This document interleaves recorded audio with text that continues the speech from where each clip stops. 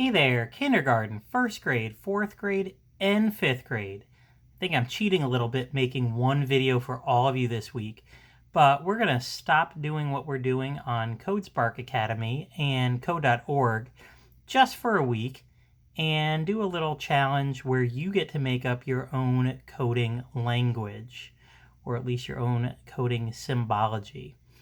I've got a maze here, and I've got a little kind of Lego figure. He's not the one with the two legs. I kind of made him have just this one peg, and you'll see why, because he's going to need to fit through this maze that I've built. And he's going to start at this entrance. And I'm going to just do a little bit of movement with him and then show you a couple different ways. Actually, I think I got 5 different ways that you could code this. So if you see him here, he's got to enter where it says enter. So he's entered. Oops, I already went too far ahead. So right there, he's entered. He's made 1 move forward. Now he can make 2 moves forward. 3, oh, he's on 3 moves forward now. Of course, he keeps breaking. Whoops. But he can go 4 and 5. If you look carefully, he is resting on the 5th green peg in my maze. So he's already moved forward 5. If you look at this maze, there's different ways to go. But what I'm going to do, I'm going to tell him to turn right now. Whoop. Now he's facing right. He has made a right-hand turn. And I'm going to have him go ahead, let's say, 4 green pegs? That won't exactly get me where I want to go. 1, 2, 3, 4. And now he's moved ahead 4 green pegs. So he's about a third of the way through this maze right now. I've gone ahead 5 green pegs. I turned right.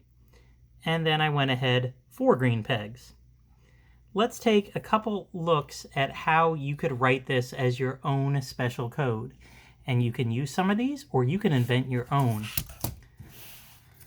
So right here, I've got 5 different ways to show I did this.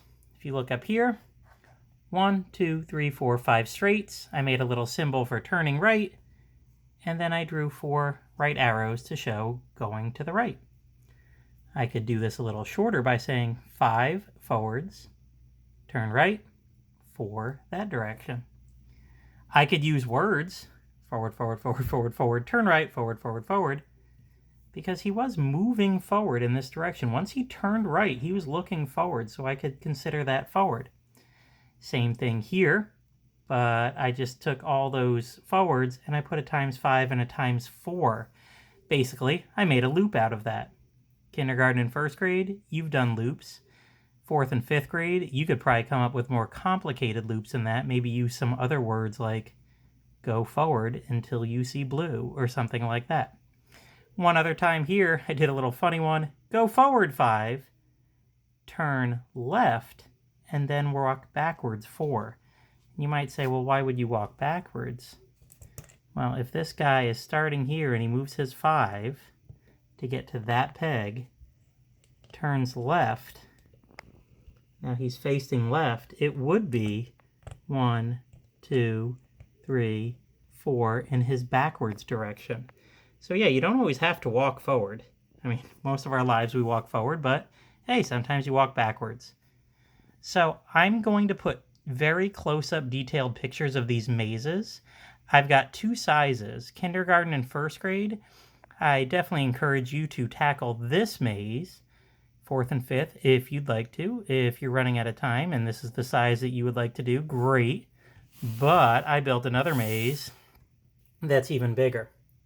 So here's a maze, kindergarten and first grade. If you really want a challenge, you can work on this. 4th and 5th grade, I'd prefer you to work on this, but that's okay if you can only have time to do the other one. Some of these, like something like this, is about 50 or 60 steps.